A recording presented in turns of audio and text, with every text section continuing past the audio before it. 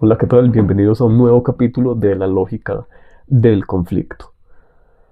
El día de hoy vamos a hablar sobre algo muy importante, que son las guerras civiles. Vamos a ver por qué estallan las guerras civiles o por qué comienzan. Tengamos en cuenta que las guerras civiles no empiezan con disparos, sino que estas empiezan mucho antes.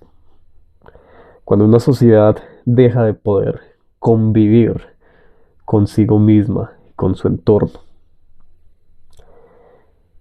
Y cuando finalmente estallan, ya es demasiado tarde para detenerlas.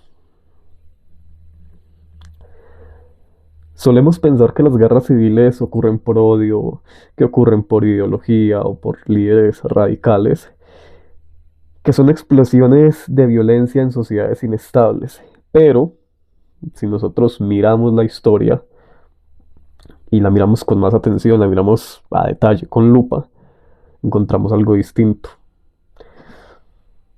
Las guerras civiles no son simples accidentes, sino que son más bien procesos, y procesos que se construyen muy lentamente, procesos meticulosos, y es una reacción en cadena hasta que ya pues la violencia se vuelve algo posible.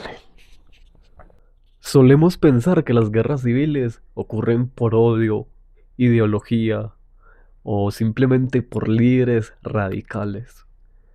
También pensamos que son explosiones de violencia en sociedades inestables. Pero si miramos la historia con más atención, vamos a encontrar algo muy distinto.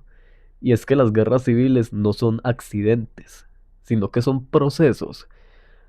Procesos que se construyen tan lentamente que hacen que la violencia, entre comillas, se vuelva posible. Las guerras civiles no estallan simplemente porque haya pobreza, tampoco estallan por desigualdades ideológicas.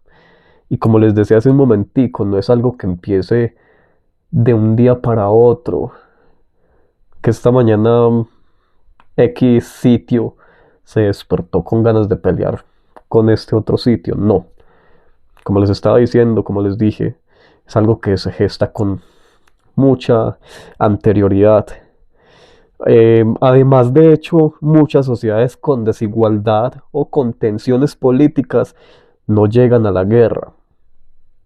Entonces la pregunta no es solo eso de por qué hay conflicto, sino por qué ese conflicto deja de poder resolverse sin violencia. Si nosotros nos ponemos a mirar en las guerras civiles de algunos lugares del mundo, por ejemplo, guerra civil que hubo en Colombia, y bueno, hubo no, que desafortunadamente todavía hay guerras civiles en México en el siglo XX por cuestiones de tierra, guerras en África también, que hasta la actualidad se presentan en algunos lugares. Analizando todo esto, vemos que hay ciertos factores que se repiten en una y en otra, que no son causas únicas, pero que sí hay condiciones del entorno que aumentan el riesgo de que se escale a una guerra civil. Por ejemplo, tenemos crisis de legitimidad, perdón, del Estado. ¿Qué quiero decir con esto? Que cuando las instituciones dejan de ser vistas como justas o representativas o como mecanismos de control, las reglas del juego cambian y empiezan a carecer o a perder sentido. El Estado deja de ser árbitro, y se convierte en parte del conflicto. Como segundo elemento tenemos una polarización social, y es que la sociedad comienza a dividirse en bloques o segmentos cada vez más rígidos. Aquí se empieza a ver las aglomeraciones de grupos o segmentaciones, mejor dicho, dependiendo las ideas de cada uno de estos colectivos.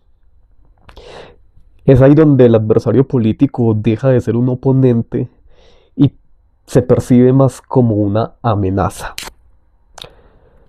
Como tercer elemento para una guerra civil, encontramos la ruptura entre élites.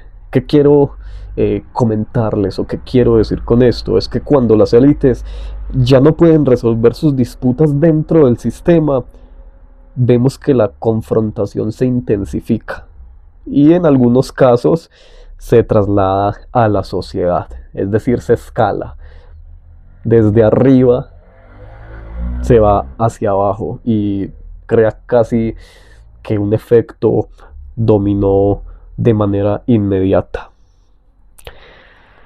Por último, de estos elementos, de esta sopa para que haya una guerra civil, pero no menos importante, considero yo que es la normalización de la violencia dentro de la sociedad o dentro del colectivo en el cual se está gestando. Antes de una guerra civil, veamos que la violencia suele aparecer de forma gradual, va apareciendo paulatinamente. Hay pequeños enfrentamientos, hay represión, también hay radicalización además. Y hombre, ya esto deja de ser excepcional y se vuelve una herramienta, es decir, la violencia como ente de control social y territorial. Hombre, y reunamos estos 4 elementos en un solo patrón general, una síntesis, digamos. Lo más interesante de estos 4 patrones que vimos anteriormente es que se repiten en distintos contextos históricos. No importa el país, no importa la época, no importa la ideología tampoco, sino que cuando estas condiciones se combinan, la probabilidad de una guerra civil aumenta. Es decir, las guerras civiles no empiezan cuando se dispara la primera bala, sino que empiezan cuando las reglas dejan de funcionar. En esta idea se reúnen esos 4 elementos que yo les estuve comentando. Muchachos, ya para finalizar, recordemos, las guerras civiles no estallan de la nada, no inician de manera violenta, sino que más que todo inician es por la segmentación o sectorización de algún colectivo. Tengamos en cuenta que estas se construyen y se alimentan de crisis y decisiones que se van acumulando con el tiempo.